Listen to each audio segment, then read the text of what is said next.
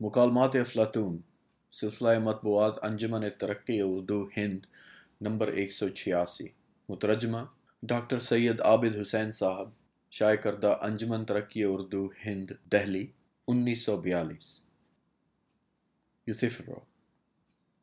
यूथिफ्रो में इस मसले की बहस है कि दीनदारी क्या चीज़ है। सुकरात की मुलाकात एक पुजारी यूथिफ्रो से होती है जिसने अपनी दीनदारी के ज़ोम में अपने बाप पर एक ग़ुलाम के कत्ल का मुकदमा चलाया है। सुकरात अपने ख़ास अंदाज में इससे कहता है कि हकीकत का मुजरिम तुमसे बढ़कर कौन होगा, ज़रा मुझे ये समझा दो कि दीनदारी क्या चीज़ है। यूथिफ्रो बड़े वसूख से जवाब देता है, दीनदारी से मुराद हैं वो काम जिससे देवता खुश हों। सुकरात की बेपनाह जरह शुरू हो जाती है। असल तनक़ीह ये है कि आया किसी फ़ेल में दीनदारी की सिफत महज इस बिना पर पैदा हो जाती है कि देवता खामखा उसे पसंद करते हैं, या वो इस फ़ेल को पसंद ही इसी वजह से करते हैं कि इसमें दीनदारी की सिफत पहले ही से मौजूद थी। पहली सूरत को तो अक्ल किसी तरह कबूल नहीं करती। दूसरी सूरत में ये सवाल बदस्तूर बाकी रहता है कि दीनदारी है क्या चीज़। आखिर इस बहस का भी वही मनफी नतीजा निकलता है। यूथिफ्रो कायल हो जाता है गो वो ज़बान से इसका एतराफ़ नहीं करता, और ये बात साबित हो जाती है कि जब तक दीनदारी का कुल्ली तसव्वुर वाज़ेह न हो जाए, किसी फ़ेल के मुतालिक ये कहना नामुमकिन है कि इसमें दीनदारी पाई जाती है या नहीं। इसी के साथ पढ़ने वालों के दिल में इस तसव्वुर का बीज पड़ जाता है कि दीनदारी दरअसल नेकी का नाम है, यानी मज़हब का मेयार क़द्र भी इख़लाक़ पर मबनी है। मकालमात अफलातून सफ़ा 40। यूथिफ्रो अशख़ास सुकरात यूथिफ्रो मकाम शाह आरकान की डेवड़ी। यूथिफ्रो सुकरात, तुम लीसियम से क्यों चले आए और यहाँ शाह आरकान की डेवड़ी में क्या कर रहे हो? कहीं ऐसा तो नहीं कि मेरी तरह तुम भी किसी मुकदमे में उलझे हुए हो? सुकरात मुकदमा नहीं यूथिफ्रो, एथेंस वाले इसके लिए इस्तगासे का लफ्ज़ इस्तेमाल करते हैं। यूथिफ्रो हैं, शायद किसी शख्स ने तुम पर नालिश की होगी, वरना ये तो मुझे यकीन नहीं आता कि तुमने किसी पर नालिश की हो। सुकरात बेशक मैंने नहीं की। यूथिफ्रो तो फिर तुम पर किसी और ने नालिश दायर कर रखी है? सुकरात हाँ। यूथिफ्रो आखिर वो कौन शख्स है? सुकरात एक गैर मारूफ नौजवान है यूथिफ्रो, मैं खुद उससे अच्छी तरह वाकिफ नहीं। मिलीटस नाम है और कस्बा पिसिस का रहने वाला है। शायद तुम्हें उसकी शक्ल याद हो, परिंदे के चूंच की तरह उसकी नाक है और झाड़ झंकाड़ की तरह उसकी दाढ़ी है। यूथिफ्रो मुझे तो याद नहीं सुकरात, मगर उसने तुम पर इल्ज़ाम क्या लगाया है? सुकरात इल्ज़ाम भाई, इल्ज़ाम तो बहुत सख्त है, जिससे ज़ाहिर होता है कि ये नौजवान बड़ी मजबूत तबीयत रखता है और ये कोई ऐसी चीज़ नहीं जिसको हकीर समझा जाए। उसे ये जानने का दावा है कि नौजवान क्यों कर बिगाड़े जाते हैं और उनके बिगाड़ने वाले कौन हैं। मेरे ख़्याल में वो एक दानिशमंद हकीम है, और चूँकि मैं बिल्कुल उसके बरअक्स हूँ, उसने मेरी सारी हकीकत मालूम कर ली है और मुझ पर यह इल्ज़ाम लगा रहा है कि मैं उसके नौजवान दोस्तों को बिगाड़ता हूँ। हमारी मादर मेहरबान रियासत को इसका फ़ैसला करना है। जितने सियासी आदमी हमारे यहाँ हैं, उनमें वही एक शख्स है जो मेरे ख़्याल में अपनी ज़िंदगी की इब्तदा सही तरीके से कर रहा है और नौ उम्री में नेकी की सही करता है। अच्छे काश्तकार की तरह उसे सबसे ज़्यादा नन्ही कौपलों की फ़िक्र है, और वो हम जैसों को जो उन्हें नुकसान पहुंचाते हैं निकाल कर फेंक देता है। अभी तो ये पहला कदम है, आगे चलकर वो बड़ी शाखों की तरफ तवज्जो करेगा, और अगर यही रफ्तार रही तो एक दिन मुल्क और कौम का बहुत बड़ा मोहसिन होगा। यूथिफ्रो खुदा करे ऐसा ही हो, मगर मुझे तो ये डर है सुकरात कि कहीं मामला इसका उल्टा ना हो। मेरे ख्याल में इसका तुम पर हमला करना गोया रियासत की जड़ खोदना है। आखिर वो क्या कहता है कि तुम नौजवानों को क्यों कर बिगाड़ते हो? सुकरात उसने मुझ पर अजीब व गरीब इल्ज़ाम लगाया है।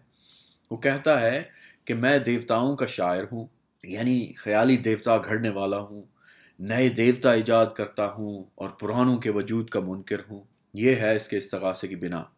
यूथिफ्रो मैं समझ गया सुकरात, वो तुम पर इसी पुराने इशारे गैबी के मुतल्लिक इल्ज़ाम लगाना चाहता है जो बकौल तुम्हारे कभी कभी तुम्हें नज़र आता है।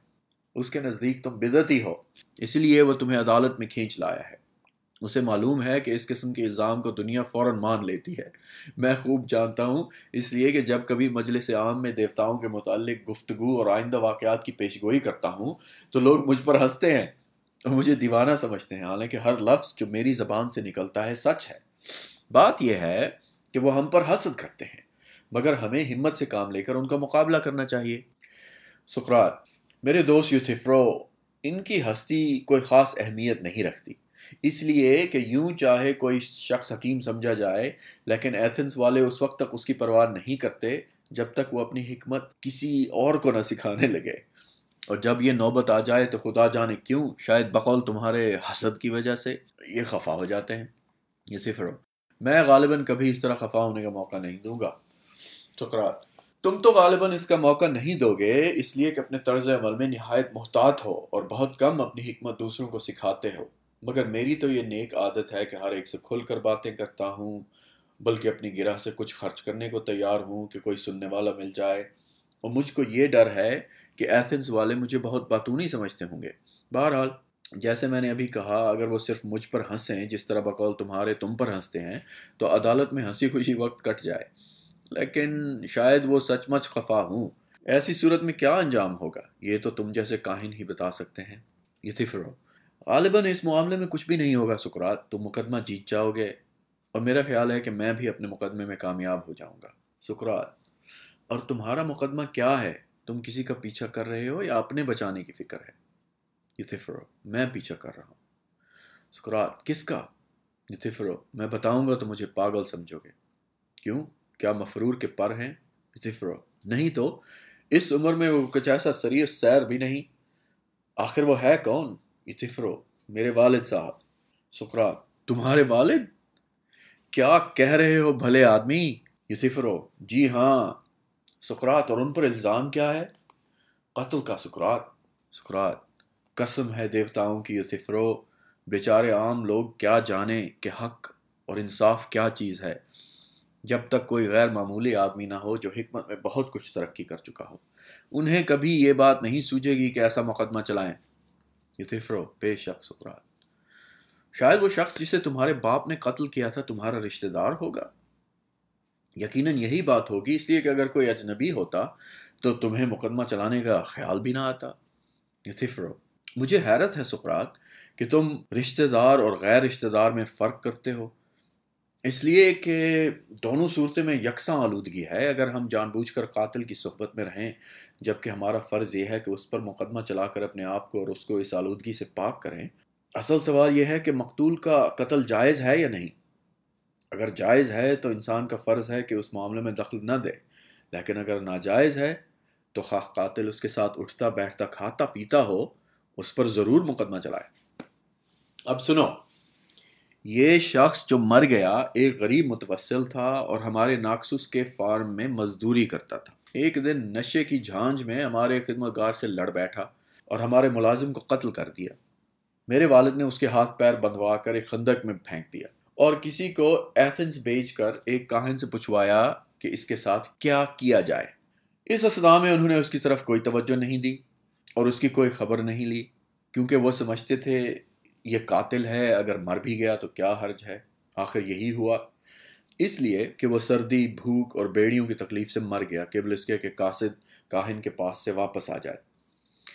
اب میرے والد اور سارا خاندان مجھ سے خفا ہیں کہ میں ایک قاتل کی حمایت میں اپنے والد پر مقدمہ چلا رہا ہوں۔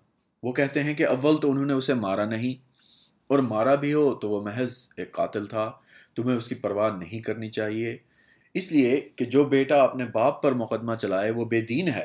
اس سے یہ ظاہر ہوتا ہے سقراط کہ ان لوگوں کو کچھ خبر نہیں کہ دیوتاؤں کا بے دینی اور دینداروں کے بارے میں کیا خیال ہے۔ سقراط: غضب خدا کا یوتھیفرو، کیا تم مذہب کی حقیقت کا اور بے دینی اور دینداری کی باتوں کا اس قدر صحیح علم رکھتے ہو کہ فرض کیا واقعات وہی ہیں جو تم نے بیان کیے، تمہیں یہ خوف نہیں کہ کہیں اپنے والد پر مقدمہ چلا کر تم گناہ کے مرتکب نہ ہو رہے ہو؟ یوتھیفرو: یہی تو یوتھیفرو کی سب سے بڑی صفت ہے جو اسے اور لوگوں سے ممتاز کرتی ہے سقراط، کہ وہ ان مسائل کا صحیح علم رکھتا ہے، اس کے بغیر میں کس کام کا ہوتا۔ سقراط: میرے نادر دوست، میں سمجھتا ہوں میرے لیے بہترین صورت یہ ہے کہ میں تمہارا مرید ہو جاؤں، تب یہ ملیٹس والا مقدمہ شروع ہونے سے پہلے میں اسے ٹوکوں گا اور کہوں گا کہ مجھے ہمیشہ سے مذہبی مسائل سے بڑی دلچسپی ہے، اور اب چونکہ وہ مجھ پر لا طائل تخیلات اور بدعات کا الزام لگاتا ہے، اس لیے میں تمہارا مرید ہو گیا ہوں۔ میں اسے کہوں گا، ملیٹس، تم یوسفرو کو جید عالم دین اور اس کے عقائد کو صحیح اور معقول مانتے ہو، اگر تم اس سے راضی ہو تو تمہیں مجھ سے راضی ہونا چاہیے اور مجھے کچہری میں نہیں گھسیٹنا چاہیے، لیکن تم اگر راضی نہیں ہو تو تمہیں پہلے اس شخص پر الزام لگانا چاہیے جو میرا مرشد ہے اور جو جوانوں کو نہیں بوڑھوں کو تباہ کر ڈالے گا، یعنی مجھے اپنی تعلیم سے اور اپنے بوڑھے باپ کو تنبیہ اور تعزیر سے۔ اگر میلیٹس میری بات پر کان نہ دھرے، مقدمے کی کارروائی جاری رکھے اور الزام مجھ سے ہٹا کر تمہاری طرف منتقل نہ کرے تو پھر بہتر یہی ہے کہ میں اس بات کو عدالت کے سامنے دہراؤں گا۔ یوتھیفرو: ضرور سقراط، اور اگر اس نے مجھ پر الزام لگانا چاہا تو جہاں تک میرا خیال ہے دین کے عقیدے میں اس کا خلل ثابت کر دوں گا اور عدالت مجھ سے زیادہ اس کی خبر لے گی۔ سقراط: اور میں عزیز دوست یہی سمجھ کر تمہارا مرید ہونا چاہتا ہوں، کیونکہ میں دیکھتا ہوں تم پر کسی کی، یہاں تک کہ اس شخص میلیٹس کی بھی نظر نہیں پڑتی، مگر مجھے اس کی تیز نگاہوں نے بھانپ لیا ہے اور مجھ پر اس نے بے دینی کا الزام لگایا ہے۔ اس لیے میں تم سے التجا کرتا ہوں کہ مجھے دینداری اور بے دینی کی حقیقت بتاؤ، جس کے متعلق تم نے کہا تھا کہ تم اچھی طرح جانتے ہو، اسی طرح قتل اور دوسرے گناہوں کی بھی۔ یہ سب چیزیں کیا ہیں؟ کیا دینداری ہمیشہ ہر فعل میں ایک نہیں ہوتی؟ اور بے دینی، کیا وہ دینداری کی ضد اور خود ہر صورت میں یکساں، یعنی ایک کلی تصور نہیں ہے جس میں ہر بے دینی کی بات شامل ہو؟ یوتھیفرو: یقیناً سقراط۔ سقراط: تو دینداری اور بے دینی کیا چیز ہے؟ یوتھیفرو: دینداری ایسے کام کو کہتے ہیں جیسا میں کر رہا ہوں، یعنی ہر اس شخص کے خلاف کارروائی کرنا جو قتل، دیوتاؤں کی بے حرمتی اور اسی قسم کے جرائم کا مجرم ہو، خواہ وہ باپ ہو یا ماں ہو، کوئی بھی ہو، اس سے کچھ فرق نہیں، اور ایسے لوگوں کے خلاف کوئی کارروائی نہ کرنا بے دینی ہے۔ اور مہربانی کر کے ذرا سوچو تو سقراط کہ میں تمہیں اپنے قول کی صداقت کا کیسا عمدہ ثبوت دیتا ہوں جو میں اوروں کو بھی دے چکا ہوں، یعنی اس اصول کا کہ گناہ گار کو خواہ وہ کوئی بھی ہو بے سزا دیے نہیں چھوڑنا چاہیے، اس لیے کہ ہر چند زیوس کو لوگ دیوتاؤں میں سب سے اچھا اور نیک سمجھتے ہیں اور یہ مانتے ہیں کہ اس نے اپنے باپ یعنی کرونوس کو قید کر دیا تھا اس جرم میں کہ کرونوس اپنے بیٹوں کو کھا گیا تھا، اور خود اس نے بھی اپنے باپ یورینس کو اسی بنا پر ایسی سزا دی تھی جو ناقابل بیان ہے، لیکن جب میں اپنے باپ کے خلاف قانونی کارروائی کر رہا ہوں تو وہ مجھ سے خفا ہے۔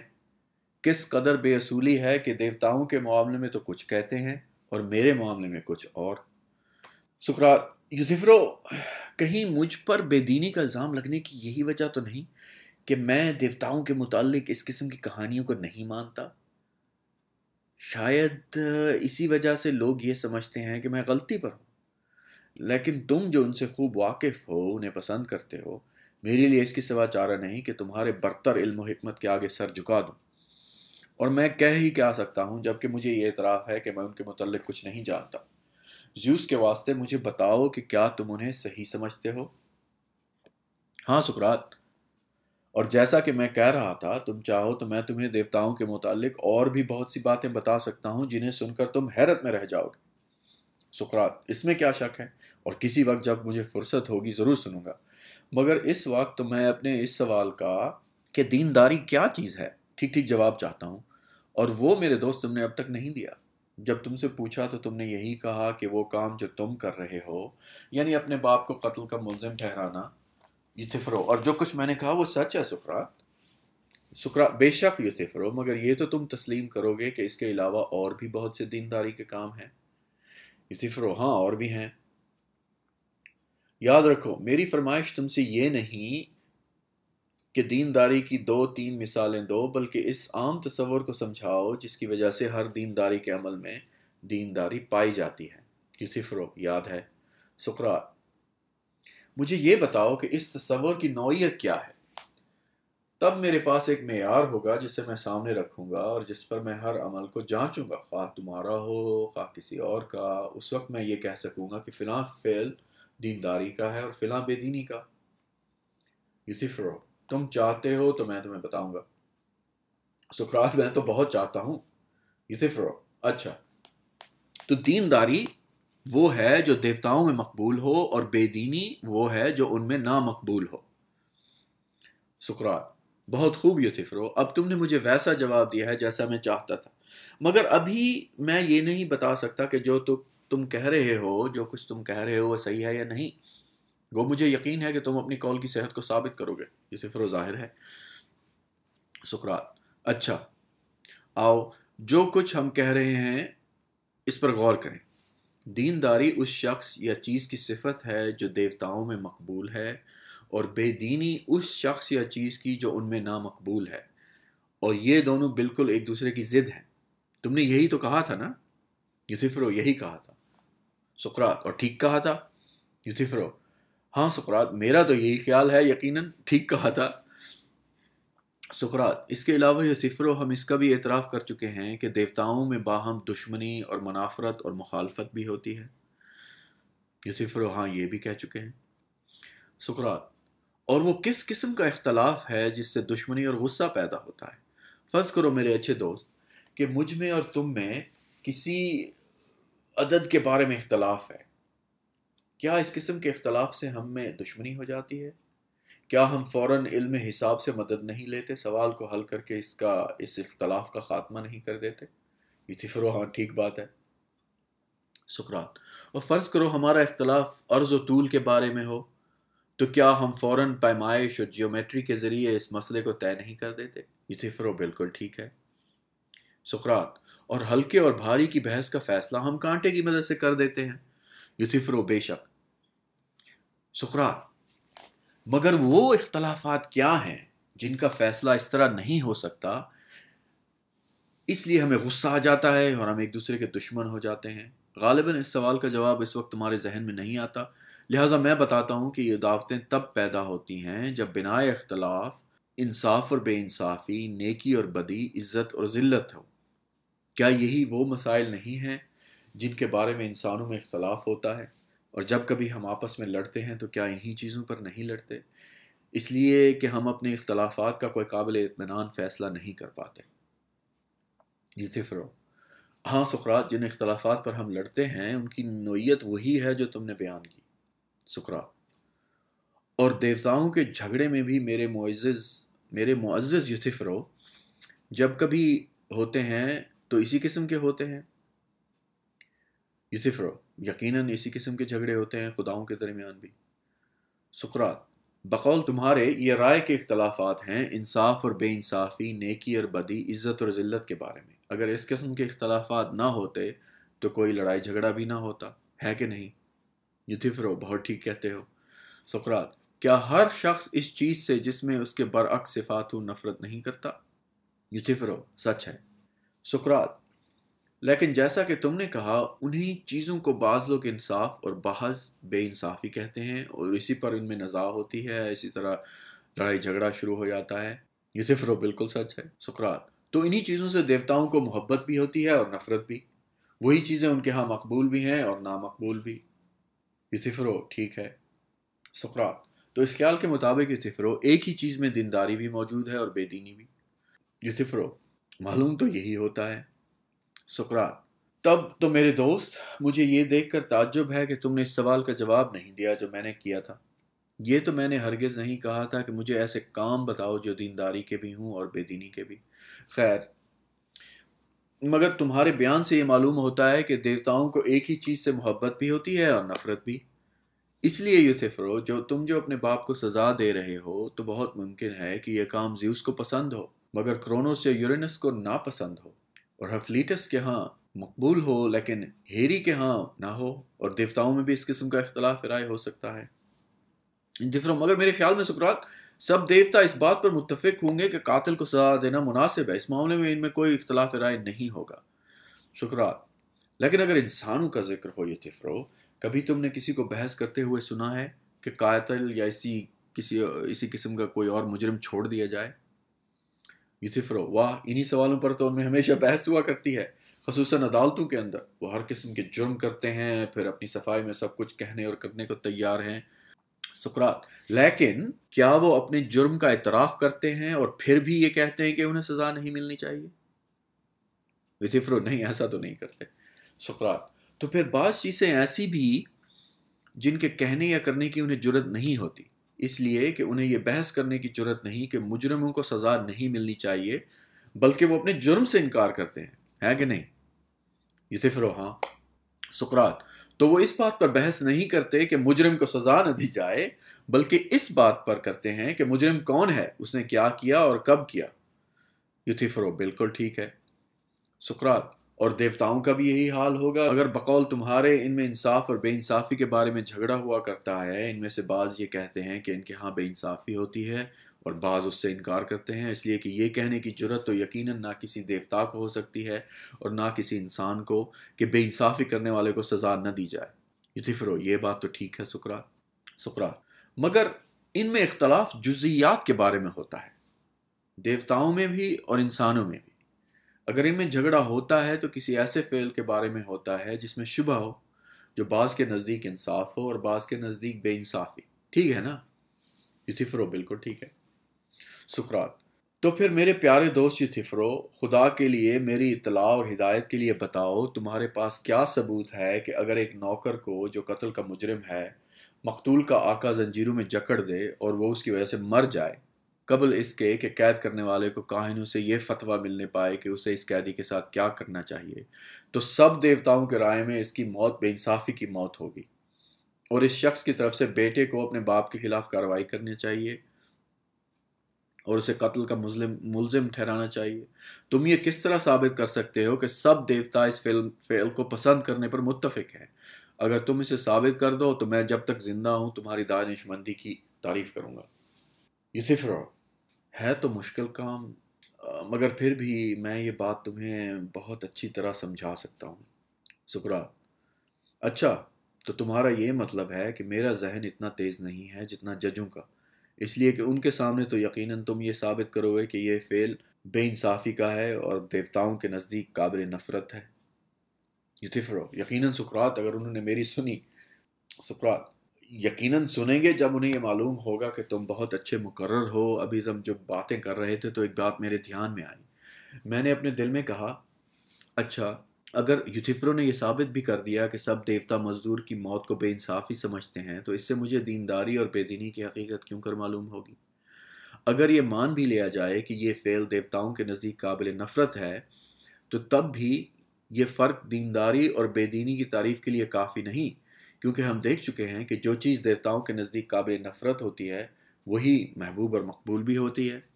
इसलिए यूसुफ, मैं तुमसे इसके सबूत का मुतालबा नहीं करता, तुम्हारी खातिर से ये फ़र्ज़ किए लेता हूँ कि सब देवता इस फ़ेल को बुरा समझते हैं और उससे नफ़रत करते हैं, लेकिन मैं इस तारीफ़ में जो तुमने की थी थोड़ी सी तरमीम करके ये कहता हूँ कि जिससे सब देवताओं को नफ़रत हो वो बेदीनी, और जिससे सबको मोहब्बत हो वो दीनदारी है, और जिससे बाज़ को मोहब्बत और बाज़ को नफ़रत हो वो या तो दोनों चीज़ें हैं या दोनों में से एक भी नहीं। क्या हम दीनदारी बेदीनी और दीनदारी की ये तारीफ़ करार दें? यूसुफ, क्यों नहीं सुकरात? सुकरात, बेशक क्यों नहीं, मुझे तो इस पर कोई एतराज़ नहीं यूसुफ। अब रही ये बात कि इसके मान लेने से तुम्हें मेरी हिदायत करने में जिसका तुमने मुझे वादा किया था कुछ ज़्यादा मदद मिलेगी, इसको सोचना तुम्हारा काम है। यूसुफ, बेशक मेरे ख्याल में तो जिससे सब देवताओं को मोहब्बत हो वो दीनदारी और जिससे सबको नफ़रत हो वो बेदीनी है।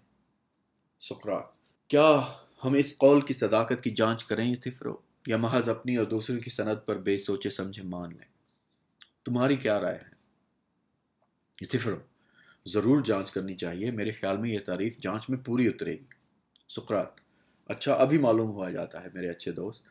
पहली बात जो मैं समझना चाहता हूँ वो ये है कि आया दीनदारी या तक़द्दुस को देवता इसलिए पसंद करते हैं कि वो मुक़द्दस है, या वो मुक़द्दस इस वजह से है कि उन्हें पसंद है? यूसुफ, मैं तुम्हारा मतलब नहीं समझा सुकरात। सुकरात, मैं समझाने की कोशिश करता हूँ। देखो, एक तो होता है उठाना, एक उठाया जाना, एक चलाना, एक चलाया जाना, एक देखना, एक दिखाया जाना। तुम जानते हो कि इन दोनों चीज़ों में फ़र्क है और ये भी जानते हो कि क्या फ़र्क है। यूसुफ, मेरा ख्याल है कि ये तो मैं समझता हूँ।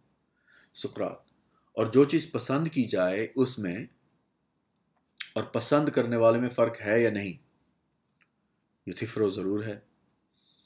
अच्छा। सुकरात, अच्छा, अब मुझे ये बताओ कि जो चीज़ उठाई जा रही हो वो उठाए जाने की हालत में इसी वजह से होती है कि कोई उसे उठा रहा है, या किसी और वजह से? यूसुफ, उसी वजह से। اور یہی بات اس چیز پر بھی صادق آتی ہے جسے کوئی چلا رہا ہو یا دیکھ رہا ہو، ٹھیک ہے؟ سقراط: اور کوئی چیز دیکھی اس لیے نہیں جاتی ہے کہ وہ دیکھے جانے کی حالت میں ہوتی ہے، بلکہ اس کے برعکس وہ اس حالت میں اس وجہ سے ہوتی ہے کہ دیکھی جاتی ہے۔ اسی طرح کوئی چیز چلائی اس لیے نہیں جاتی کہ وہ چلائے جانے کی حالت میں ہوتی ہے، اور اٹھائی اس لیے نہیں جاتی کہ وہ اٹھائے جانے کی حالت میں ہوتی ہے، بلکہ اس کے برعکس۔ اب میرے خیال میں یوتھیفرو، میرا مطلب صاف ہو گیا ہوگا، اور وہ یہ ہے کہ کسی فعل یا انفعال کی کوئی خاص حالت کسی سابقہ فعل یا انفعال پر دلالت کرتی ہے۔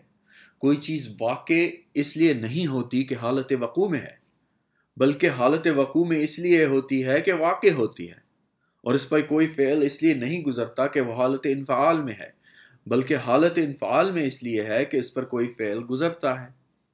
تمہیں اس سے اتفاق ہے؟ یوتھیفرو: ہاں۔ سقراط: اور جو چیز پسند کی جائے وہ کسی نہ کسی حالت میں ہوگی، یا حالت وقوع میں یا حالت انفعال میں، ہے کہ نہیں؟ یوتھیفرو: ٹھیک بات ہے۔ سقراط: اور یہی بات سابقہ مثالوں پر صادق آتی ہے۔ پسندیدگی کی حالت پسند کیے جانے کے فعل کے بعد واقع ہوتی ہے، نہ کہ یہ فعل اس حالت کے بعد۔ یوتھیفرو: بے شک۔ اچھا، تو تم دینداری کے بارے میں کیا کہتے ہو؟ کیا تمہاری تعریف کی روح سے سب دیوتا اسے پسند نہیں کرتے؟ یوتھیفرو: ضرور پسند کرتے ہیں۔ سقراط: اس لیے کہ اس میں دینداری اور تقدس کی صفت ہے، یا کسی اور وجہ سے؟ یوتھیفرو: اسی وجہ سے۔ سقراط: وہ پسند اس لیے کی جاتی ہے کہ مقدس ہے، مقدس اس لیے نہیں کہ پسند کی جاتی ہے؟ یوتھیفرو: ہاں۔ سقراط: اور جو چیز دیوتاؤں کے ہاں مقبول ہے اسے وہ پسند کرتے ہیں، اور وہ پسندیدگی کی حالت میں اس لیے ہے کہ پسند کی جاتی ہے؟ یوتھیفرو: یقیناً۔ سقراط: تو پھر یوتھیفرو، نہ وہ چیز جو دیوتاؤں کے ہاں مقبول ہے مقدس ہے، اور نہ بقول تمہارے جو چیز مقدس ہے وہ ان کے ہاں مقبول ہے، بلکہ یہ دونوں بالکل الگ الگ چیزیں ہیں؟ یوتھیفرو: یہ کیسے سقراط؟ سقراط: میرا مطلب یہ ہے، ہم تسلیم کر چکے ہیں کہ مقدس چیز دیوتاؤں کو اس لیے پسند ہے کہ وہ مقدس ہے، وہ مقدس اس لیے نہیں کہ انہیں پسند ہے۔ یوسفرو: ہاں۔ سقراط: لیکن جو چیز دیوتاؤں میں مقبول ہے اس کے مقبول ہونے کی وجہ یہ ہے کہ وہ اسے پسند کرتے ہیں، اس کے پسند کرنے کی وجہ یہ نہیں کہ وہ ان میں مقبول ہے، ٹھیک ہے؟ سقراط: مگر میرے دوست یوتھیفرو، اگر وہی چیز جو مقدس ہے مقبول الہی ہے، اور اپنے مقدس ہونے کی وجہ سے خدا کو پسند آئی ہے، تو یہ نتیجہ نکلنا چاہیے کہ جو چیز مقبول الہی ہے وہ مقبول الہی ہونے کی وجہ سے پسند آئی۔ لیکن اگر وہ چیز مقبول الہی ہے محض اس وجہ سے کہ خدا کو پسند آ گئی، تو نتیجہ یہ نکلتا ہے کہ جو چیز مقدس ہے وہ دیوتاؤں کو پسند ہونے کی وجہ سے مقدس ہے۔ مگر تم دیکھتے ہو کہ معاملہ اس کے برعکس ہے، اور یہ دونوں چیزیں ایک دوسرے کی ضد ہیں، اس لیے کہ ایک چیز تو پسند کیے جانے کی وجہ سے پسندیدہ ہے، اور دوسری پسندیدہ ہونے کی وجہ سے پسند کی جاتی ہے۔ ایسا معلوم ہوتا ہے یوتھیفرو کہ میں تو تم سے تقدس یا دینداری کی ماہیت پوچھتا ہوں، اور تم ماہیت کی بجائے محض ایک صفت بتا رہے ہو، یعنی سب دیوتاؤں کا اسے پسند کرنا۔ گویا تم اس کی نوعیت بتانے سے اب تک انکار کر رہے ہو۔ لہٰذا میری التجا ہے کہ خدا کے لیے اپنی دولت کو نہ چھپاؤ، اور مجھے پھر سے بتاؤ کہ در حقیقت تقدس یا دینداری کیا ہے، قطع نظر اس سے کہ وہ دیوتاؤں میں مقبول ہے یا نہیں۔ یہ ایسا معاملہ ہے جس پر ہمیں جھگڑنے کی کوئی ضرورت نہیں، اور بے دینی کیا ہے؟ یوسفرو: بھائی میری کچھ سمجھ میں نہیں آتا سقراط کہ اپنا مطلب کس طرح سمجھاؤں۔ نہ جانے کیا بات ہے کہ خواہ ہم اپنی دلیلوں کی بنیاد کسی چیز پر بھی رکھیں، وہ ہم سے منہ موڑ کر چلتی پھرتی نظر آتی ہیں۔ سقراط: تمہارے الفاظ کا وہی حال ہے یوتھیفرو جو میرے بزرگ ڈیڈالس کی بنائی ہوئی چیزوں کا۔ اگر ان کا کہنے والا میں ہوتا تو تم کہہ سکتے تھے کہ میری دلیلیں اس لیے بھاگ جاتی ہیں اور اپنے مقام پر نہیں ٹھہرتی کہ میں اس کی اولاد سے ہوں، لیکن چونکہ یہ خیالات تمہارے ہیں اس لیے تمہیں کوئی اور بھکتی سوچنی چاہیے، اس لیے کہ یہ تو تم خود ہی تسلیم کرتے ہو کہ ان میں حرکت کا رجحان موجود ہے۔ یوتھیفرو: نہیں سقراط، میں تو اب بھی یہی کہوں گا کہ تم اپنے وقت کے ڈیڈلس ہو، جو ان دلیلوں کو حرکت دیتے ہو۔ ان کو چکر دینا میری نہیں بلکہ یقیناً تمہاری کارگزاری ہے، میری طرف سے تو یہ ہلنے بھی نہ پاتی۔ سقراط: پھر تو میں ڈیڈلس سے بڑھ کر ہوں، اس لیے کہ وہ تو صرف اپنی ہی بنائی ہوئی چیزوں کو حرکت دے سکتا تھا، مگر میں دوسروں کی بنائی ہوئی چیزوں کو بھی متحرک کر سکتا ہوں۔ پھر لطف یہ کہ یہ میں اپنی خوشی سے نہیں کرتا، میں تو ڈیڈلس کی حکمت اور ٹینیٹلس کی دولت دینے کو تیار ہوں کہ انہیں ایک جگہ پر قائم رکھوں۔ خیر، اس قصے کو چھوڑو، چونکہ میں دیکھتا ہوں کہ تم سستی کر رہے ہو، اس لیے میں خود ہی تمہیں یہ بتانے کی کوشش کرتا ہوں کہ تم مجھے دینداری کی ماہیت کیوں کر سمجھاؤ۔ امید ہے کہ تم اتنی زحمت گوارا کر لو گے۔ اچھا یہ بتاؤ، جس میں دینداری ہو اس میں لازمی طور پر عدل بھی ہوتا ہے؟ جفرو ہوتا ہے۔ سقراط: تو کل عدل دینداری ہے یا کل دینداری عدل ہے؟ لیکن عدل کا صرف ایک جز دینداری ہے۔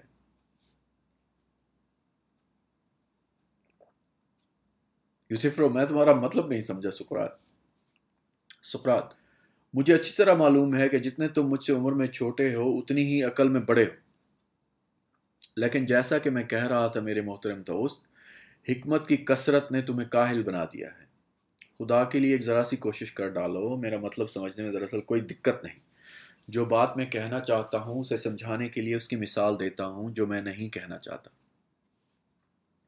شاعر اسٹالینس اس طرح نغمہ سنج ہے: اے زیوس جو ان سب موجودات کا صانع اور خالق ہے، تو ہمیں یہ نہیں بتانا چاہتا اس لیے کہ جہاں خوف ہوگا وہاں احترام بھی ہوتا ہے۔ مجھے اس شاعر سے اختلاف ہے، تمہیں بتاؤں کس بات میں؟ یوسفرو: ضرور۔ سقراط: میرے خیال میں یہ نہیں کہنا چاہیے کہ جہاں خوف ہو وہاں احترام بھی ہوتا ہے، اس لیے کہ یقیناً بہت سے لوگ افلاس، بیماری وغیرہ سے ڈرتے ہیں، لیکن مجھے تو یہ نظر نہیں آتا کہ جن چیزوں سے وہ ڈرتے ہیں اس کا احترام بھی کرتے ہوں۔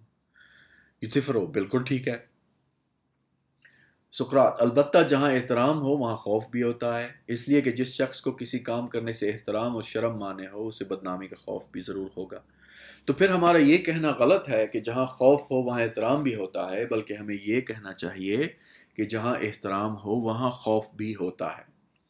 خوف کے ساتھ احترام کا ہونا لازمی نہیں ہے، اس لیے کہ خوف زیادہ وسیع تصور ہے اور احترام کا ایک جز ہے۔ جس طرح طاق کا عدد جز ہے اور عدد طاق سے زیادہ وسیع تصور ہے۔ شاید اب تم میرا مطلب سمجھ رہے ہو۔ یوسفرو: اچھی طرح سے۔ اسی قسم کا سوال میں اٹھانا چاہتا تھا جب میں نے یہ پوچھا کہ آیا عدل ہر صورت میں دینداری اور دینداری ہر صورت میں عدل ہے؟ ایسا تو نہیں کہ عدل وہاں بھی ہوتا ہے جہاں دینداری نہ ہو، یعنی عدل زیادہ وسیع تصور ہے اور دینداری اس کا صرف ایک جز ہے۔ کیا تمہیں اس سے اختلاف ہے؟ یوسفرو: نہیں، میرے خیال میں تم بالکل ٹھیک کہتے ہو۔ سقراط: لہٰذا اگر دینداری عدل کا ایک جز ہے تو میرے خیال میں اب ہمیں یہ پوچھنا چاہیے کہ کون سا جز؟ اگر تم سابقہ مثالوں میں مزید تحقیق سے کام لیتے، مثلا مجھ سے یہ پوچھتے کہ جفت عدد کیا ہوتا ہے اور عدد کے کون سے جز کو جفت کہتے ہیں، تو میں بغیر کسی دقت کے جواب دے سکتا تھا وہ عدد جو مساوی ضلعوں کی شکل کو ظاہر کرتا ہے۔ تم اس سے متفق ہو؟ یوسفرو: بالکل متفق ہوں۔ اسی طرح میں چاہتا ہوں کہ تم مجھے بتاؤ دینداری یا تقدس عدل کا کون سا جز ہے، تاکہ میں ملیٹس سے یہ کہہ سکوں کہ میرے ساتھ بے انصافی نہ کرے اور مجھ پر بے دینی کا الزام نہ لگائے، اس لیے کہ تم نے مجھے تقدس یا دینداری اور اس کی ضد کی حقیقت اچھی طرح سمجھا دی ہے۔ یوسفرو: تقدس یا دینداری؟ سقراط: میرے خیال میں عدل کا وہ جز ہے جس میں دیوتاؤں کا خیال رکھا جاتا ہے، اس لیے کہ عدل کا ایک دوسرا جز بھی ہوتا ہے جس میں ہم انسانوں کا خیال رکھتے ہیں۔ سقراط: خوب بات کہی یوسفرو، مگر ذرا سی بات میں اور پوچھنا چاہتا ہوں۔ خیال رکھنے سے کیا مراد ہے؟ اس لیے کہ خیال رکھنے کا لفظ دیوتاؤں کے لیے اس معنی میں تو نہیں آ سکتا جس معنی میں انسانوں کے لیے آتا ہے۔ مثلا گھوڑوں کو اس کی ضرورت ہے کہ ان کا خیال رکھا جائے، اور ہر شخص اس کا اہل نہیں سوا اس کے جو چابک سواری میں ماہر ہو، ہے کہ نہیں؟ यूथिफ्रो बेशक। तो यूं कहना चाहिए उस फन को जो घोड़ों का ख्याल रखना सिखाता है चाबुक सवारी कहते हैं। यूथिफ्रो हाँ। इस तरह सुकरात, इसी तरह कुत्तों के ख्याल रखने का हर शख्स अहल नहीं होता बल्कि सिर्फ शिकारी। यूथिफ्रो ठीक है। सुकरात, गोया शिकारी का फन कुत्तों का ख्याल रखना सिखाता है। यूथिफ्रो हाँ। सुकरात, और चरवाहे का फन बैलों का ख्याल रखना। यूथिफ्रो बिल्कुल ठीक है। सुकरात, इसी तरह तकद्दुस या दीनदारी का फन देवताओं का ख्याल रखना सिखाता है। यही मतलब है ना तुम्हारा यूथिफ्रो? यूथिफ्रो हाँ। सुकरात, क्या ख्याल रखने का हमेशा यही मतलब नहीं होता कि जिसका ख्याल रखते हैं उसको फ़ायदा पहुंचे? मसलन घोड़ों के मामले में तुमने देखा होगा कि चाबुक सवार के ख्याल रखने से उन्हें फ़ायदा पहुंचता है कि नहीं? यूथिफ्रो ठीक है। इसी तरह सुकरात, इसी तरह जैसे कुत्तों को शिकारी के फन से फ़ायदा पहुंचता है और बैलों को चरवाहे के फन से, गैर सभी चीज़ों का ख्याल इसीलिए रखा जाता है कि उन्हें फ़ायदा पहुंचे ना कि नुकसान। यूथिफ्रो बेशक इसलिए नहीं कि उन्हें नुकसान पहुंचे। सुकरात, बल्कि इसलिए कि उन्हें फ़ायदा पहुंचे। यूथिफ्रो यकीनन। और इस तकद्दुस या दीनदारी से जिसकी ये तारीफ़ की गई है, वो फ़न जो देवताओं का ख्याल रखना सिखाता है, उन्हें कोई फ़ायदा पहुंचाता है। क्या तुम ये कह सकते हो कि जब तुम कोई दीनदारी का काम करते हो तो इससे किसी देवता की हालत कुछ बेहतर हो जाती है? यूथिफ्रो नहीं नहीं, मेरा ये मतलब हरगिज़ नहीं। सुकरात, मैं भी नहीं समझता कि तुम्हारा ये मतलब है यूथिफ्रो, इसलिए तो मैंने तुमसे पूछा था कि ख्याल रखने के क्या मानी है। यूथिफ्रो, तुम्हारी बड़ी इनायत है सुकरात, ख्याल रखना मैंने इस मानी में नहीं इस्तेमाल किया था। सुकरात, ठीक है, मगर मैं ये पूछूंगा कि ये देवताओं का ख्याल रखना जो दीनदारी कहलाता है क्या चीज़ है? यूथिफ्रो, इस किस्म का ख्याल जैसे नौकर अपने आकाओं को रखते हैं। सुकरात, अच्छा मैं समझा। गोया देवताओं की एक किस्म की खिदमत। यूथिफ्रो बिल्कुल ठीक है। सुकरात, तिब भी एक किस्म की खिदमत है जिसका एक ख़ास मकसद है, उसको सेहत ही कहोगे ना? यूथिफ्रो, और क्या? सुकरात, एक और फ़न भी तो है जो ना जहाज़ बनाने वाले की खिदमत करता है और उसकी एक ख़ास गर्ज है। यूथिफ्रो हाँ। सुकरात, उसकी गर्ज है जहाज़ बनाना। सुकरात, एक और फ़न है जो मकान बनाने वाले की खिदमत करता है और उसकी खिदमत है मकान बनाना। यूथिफ्रो हाँ। सुकरात, अब मुझे बताओ मेरे अच्छे दोस्त कि ये फ़न जो देवताओं की खिदमत करता है किस चीज़ में काम आता है? तुम्हें तो ये यकीनन मालूम होना चाहिए, अगर जैसा कि तुमने कहा था तुम सब लोगों से ज़्यादा मजहबी मालूमात रखते हो। यूथिफ्रो, मैंने सच कहा था सुकरात। सुकरात, तो फिर खुदा के लिए बताओ कि वो कौन सा शानदार काम है जो देवता हमारी खिदमत की बदौलत अंजाम देते हैं? यूथिफ्रो, एक नहीं बहुत से शानदार काम सुकरात। सुकरात, एक सिपह सालार भी बहुत से शानदार काम अंजाम देता है मेरे दोस्त, मगर हम आसानी से बता सकते हैं कि इनमें सबसे बड़ा काम कौन सा है। लड़ाई में फतह पाना है कि नहीं? यूथिफ्रो यकीनन। सुकरात, और मैं अगर गलती नहीं करता तो एक काश्तकार भी बहुत से शानदार काम करता है, मगर उनमें सबसे बड़ा यह है कि वो ज़मीन से खाने की चीज़ें उगाता है। यूथिफ्रो बिल्कुल ठीक। सुकरात, तो फिर इन बहुत से शानदार कामों में जो देवता अंजाम देते हैं, सबसे बड़ा काम कौन सा है? यूथिफ्रो, सुकरात, मैं तुमसे पहले ही कह चुका हूं कि इन सब चीज़ों की तफसील बहुत दिक्कत तलब है। बस इतना काफ़ी है कि दीनदारी या तकद्दुस ये सीखने का नाम है कि देवताओं को कौल और फ़ेल से, दुआओं और कुर्बानियों से क्यों कर खुश करना चाहिए। ये दीनदारी और ख़ानदानों और रियासतों के लिए बायस निजात है, इसी तरह जैसे बेदीनी जिससे देवता खफा हो जाते हैं उनके लिए बायस हलाकत है। सुकरात, मैं समझता हूँ यूथिफ्रो कि अगर तुम चाहते तो मेरी असली सवाब का जवाब इससे कहीं ज़्यादा इख्तिसार के साथ दे सकते थे, मगर साफ मालूम होता है कि मुझको सिखाना तुम्हें मंजूर नहीं, वरना तुम मतलब की बात पर पहुंचकर क्यों पलट जाते। अगर तुम मेरे सवालों का ठीक जवाब दे देते तो अब तक मैं तुमसे मालूम कर लेता कि दीनदारी क्या चीज़ है, लेकिन चूंकि सवाल करने वाला जवाब देने वाले का पाबंद है, इसलिए मुझे तुम्हारे पीछे पीछे चलना पड़ता है। میں اس کے سوا کیا کر سکتا ہوں کہ تم سے دوبارہ پوچھوں، دینداری کیا چیز ہے؟ کیا تمہارا یہ مطلب ہے کہ یہ ایک قسم کا دعاؤں اور قربانیوں کا علم ہے؟ یوتھیفرو: ہاں یہی مطلب ہے۔ سقراط: تو پھر گویا دینداری ایک لین دین کا علم ہوا۔ یوتھیفرو: تم میرا مطلب خوب سمجھے سقراط۔ سقراط: ہاں میرے دوست، بات یہ ہے کہ میں تمہارے علم کا معتقد ہوں اور دل لگا کر سنتا ہوں، اس لیے کوئی لفظ جو تمہارے منہ سے نکلے گا ضائع نہیں جائے گا۔ اچھا یہ بتاؤ کہ دیوتاؤں کی خدمت کس قسم کی ہے؟ کیا تمہارا یہ مطلب ہے کہ ہم ان سے مرادیں مانگیں اور انہیں نظریں دیں؟ ہاں یہی مطلب ہے یوتھیفرو۔ سقراط: اور مانگنے کا صحیح طریقہ یہی ہے کہ جو چیز ہم چاہتے ہیں وہ مانگیں؟ یوتھیفرو: بے شک۔ سقراط: اور دینے کا صحیح طریقہ یہ ہے کہ جو وہ ہم سے چاہتے ہیں وہ ہم ان کو دیں، اس لیے کہ وہ فن کس کام کا جو کسی شخص کو ایسی چیز دے جس کی اسے خواہش نہ ہو؟ یوتھیفرو: بالکل ٹھیک ہے سقراط۔ سقراط: تو دینداری وہ فرض ہے یوتھیفرو جس کے ذریعے سے انسان اور دیوتا آپس میں لین دین کرتے ہیں؟ یوتھیفرو: تم پسند کرو تو یہی لفظ استعمال کر سکتے ہو۔ سقراط: میں تو سوائے سچائی کے کوئی چیز پسند نہیں کرتا، البتہ میں تم سے یہ معلوم کرنا چاہتا ہوں کہ دیوتاؤں کو ہماری نظروں سے کیا فائدہ پہنچتا ہے جو کچھ وہ ہم کو دیتے ہیں۔ اس کے متعلق جو کچھ وہ ہم کو دیتے ہیں اس کے متعلق تو کوئی شبہ نہیں، دنیا کی کوئی بھی اچھی چیز نہیں جو ہمیں ان سے نہ ملتی ہو، لیکن یہ بات صاف نہیں کہ ہم اس کے بدلے میں انہیں کوئی اچھی چیز کیسے دے سکتے ہیں۔